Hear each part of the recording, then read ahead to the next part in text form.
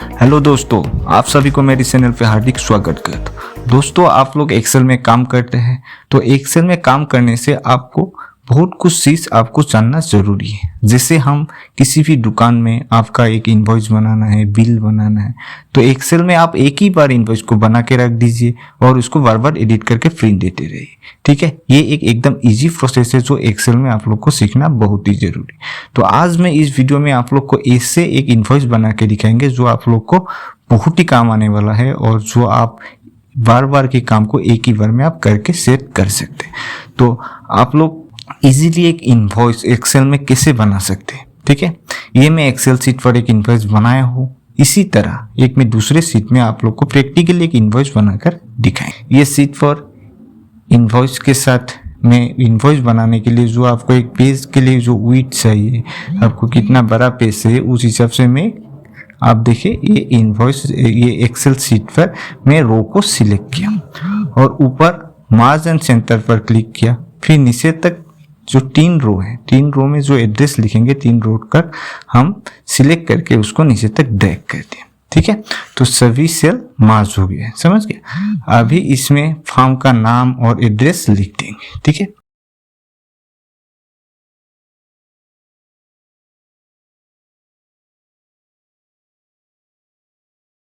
सभी टेक्स्ट का जो भी मैं एड्रेस लिखा, फॉर्म का एड्रेस हो, उस एड्रेस का मैं टेक्स्ट का फॉन्ट एंड साइज को चेंज कर दिया। ठीक है, आपका जैसे है आपका चॉइस के अनुसार आप चेंज कर सकते हैं। और रो में जो कलर फिल करना है वो कलर फिल में दूसरा कलर फिल कर दिया। ठीक है,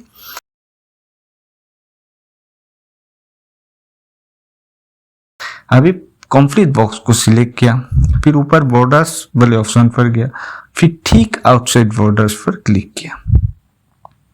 नेक्स्ट रो को सिलेक्ट किया, फिर मार्जिन सेंटर पर क्लिक किया और उसमें मैं टेक्स्ट इनवॉइस लिख दिया। ठीक है, और इनवॉइस का फॉन्ट साइज जो भी है जिस हिसाब से रखना है, कितना मेरे को फॉन्ट और कौन सा फॉन्ट रखना है और साइज क्या रखना है वो रख दिया। ठीक है, बॉक्स को सिलेक्ट किया और बॉर्डर्स पर जाकर ठीक आउटसाइड बॉर्डर्स पर क्लिक किया। फिर नेक्स्ट रो के लिए आप 2 या 3 सेल, आप नेक्स्ट रो का आप देखिए 2 या 3 सेल को सिलेक्ट किया, मार्जिन सेंटर पर क्लिक किया और नीचे एक रो तक ड्रैग कर दिया।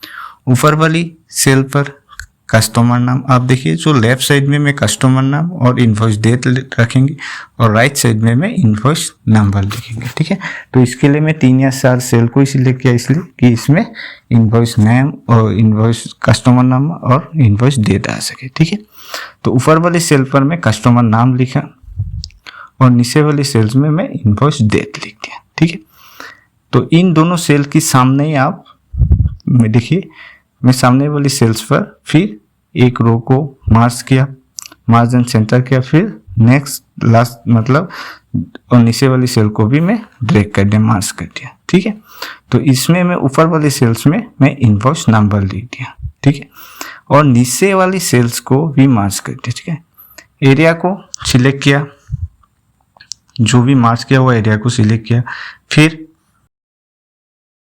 जो भी मार्क किया इस एरिया को मैं सिलेक्ट किया, फिर बॉर्डर्स वाले ऑप्शन पर जाकर ऑल बॉर्डर्स पर क्लिक किया और ठीक आउटसाइड बॉर्डर पर क्लिक किया। तो इसे आपका जो भी बॉर्डर है वो ठीक हो जाता है। ठीक है, अभी एक रो को स्किप करके नीचे एक टेबल बनाएंगे। हेडिंग के लिए सीरियल नंबर, फिर पार्टिकुलर्स जो आइटम्स का नाम है हम इसमें लिखेंगे। तो इसके लिए मैं पार्टिकुलर्स के लिए दो तीन सेल्स आपका पार्टिकुलर्स का जो आइटम का नाम के हिसाब से आपका 2-3 सेल्स में मार्क किया। ठीक है, 2-3 सेल्स को सिलेक्ट करके मैं मार्क एंड सेंटर पर क्लिक किया और जितना भी आपका टेबल्स का आइटम्स रखना है उस हिसाब से मैं नीचे तक ड्रैग कर दिया। फिर नेक्स्ट सेल पर, नेक्स्ट मतलब कॉलम पर अब प्राइस लिखा मैं, फिर क्वांटिटी, फिर अमाउंट। ठीक है, और अभी सभी जो हेडिंग है इसका फॉन्ट एंड साइज को मैं चेंज कर दिया। ठीक है, अभी हेडिंग वाली रो को सिलेक्ट किया, सिलेक्ट करके बॉर्डर्स पर ऑल बॉर्डर्स पर क्लिक किया और ठीक आउटसाइड बॉर्डर पर क्लिक किया।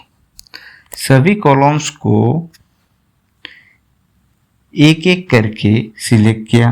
देखिए सब कॉलम्स को, जैसे प्राइस वाली कॉलम, सीरियल नंबर वाली कॉलम हो गया, पार्टिकुलर्स वाली कॉलम हो गया, प्राइस वाली कॉलम्स हो गया, क्वांटिटी वाली कॉलम्स हो गया और अमाउंट वाली कॉलम, सभी कॉलम्स को मैं सिलेक्ट किया और सभी में ठीक आउटसाइड बॉर्डर लगाया।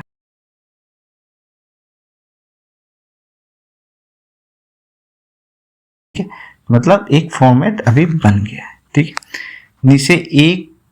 नीचे रो की, आप देखिए नीचे रो की ये सेल्स को मैं सिलेक्ट किया, फिर मार्ज एंड सेंटर पर क्लिक किया और नीचे तक ड्रैग कर दिया। ठीक है, नीचे 3 रो तक ड्रैग कर दिया। फिर जो फर्स्ट है इसमें मैं टोटल अमाउंट लिख दिया। ठीक है, मतलब इसमें टोटल अमाउंट वाला सेल होगा। फिर नेक्स्ट उसके नीचे वाला में GST 5% और उसके लास्ट वाला में ग्रैंड टोटल यानी जी टोटल लिख दिया। फिर वही बॉक्स को मैं सिलेक्ट किया और ऑल बॉर्डर्स पर क्लिक किया। ठीक है, सभी में बॉर्डर अप्लाई हो गया।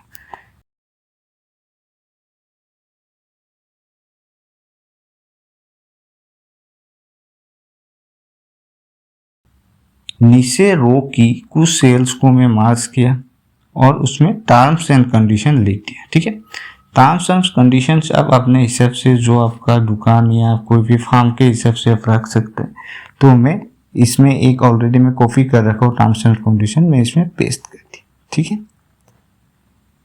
इसी के सामने वाली सेल्स को भी मैं मार्ज एंड सेंटर किया और इसमें ऑथोराइज सिग्नेचर लिखा और एक ब्लैंक्स ऊपर जो सेल है इसमें मैं मार्क कर दिया। इसमें ऑथोराइज सिग्नेचर, जो भी आपका दुकान का जो भी मैनेजर हो कोई भी हो वो उसमें साइन कर सके। ठीक है, ये सेल्स को मैं सिलेक्ट किया, फिर ठीक आउटसाइड बॉर्डर्स पर क्लिक कर दिया। नीचे रो पर एक कलर फिल कर दिया, जैसे लगे कि ये फॉर्मेट है जो ऊपर का कलर और नीचे का कलर मैच हो। ठीक है, अभी कस्टमर की डिटेल्स और क्या क्या आइटम्स खरीदा है कस्टमर ने, सब कुछ हम डिटेल्स भरेंगे। कस्टमर नेम लिख दिया, फिर इनवॉइस डेट, फिर इनवॉइस नंबर।